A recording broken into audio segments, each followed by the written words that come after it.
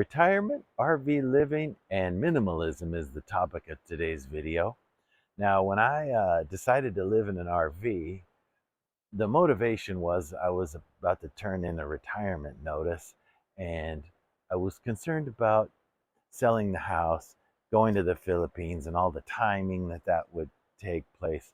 So we already had an RV, so why not just move into the RV, right? Great. Having never lived in an RV full time before, that was quite a transition, I can tell you. So to transition into that, had to become somewhat of a minimalist. Now, I wouldn't call myself a minimalist per se. I agree with a lot of the philosophies of minimalism. And a surprising thing is, I've kind of enjoyed and probably leaning more towards minimalism than ever before.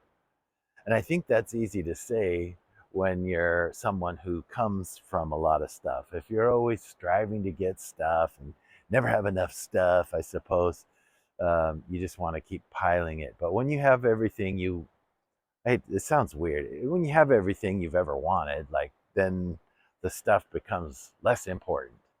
So, wow, did I have a lot of stuff to get rid of to move into an RV.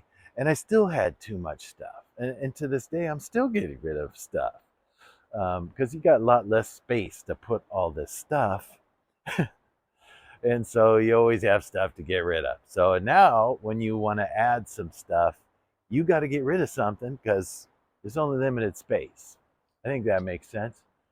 But why am I telling you all that? Because if you're not ready for that, it's tough, man. You got to part with a lot of things. You may have sentimental value or, some other value that it's hard to part with stuff. If you ever watched an episode of Hoarders, you see how hard it is to part with the simplest of things.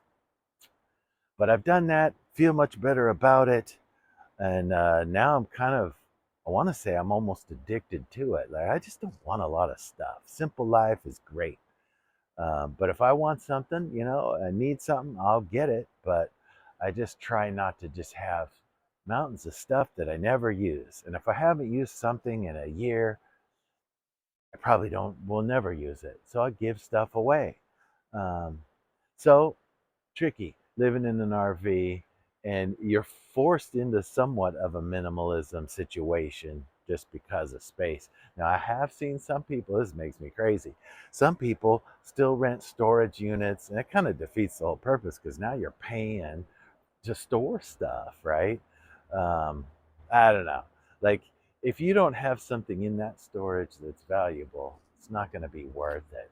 If you're paying like $100 a month for a storage unit and the total value of that stuff in there is less than $500, what a waste. Because at the end of that year, you spent $1,200 to store something. Now, I get it, sentimental value, sure, but I'm not that kind of person. Like, it's just stuff to me. So imagine there's people that go years and years, maybe they got $1,000 worth of stuff. What if you just sold all that stuff, put that money in your pocket, and then save the bill every month? You'd be far better off.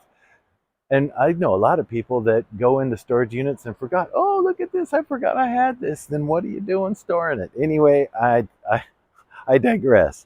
I don't mean to go on a rant. But anyway, check it out. I mean, I don't want to make a minimalism video because there's already a bazillion of those on the internet, but just tying it together with RV living was the kind of the goal here. And, if you can, shrink that stuff down. If you can't walk through your garage or park in it, it might be time to reduce some of your stuff. Just saying. Thank you for watching, and see you on the next one.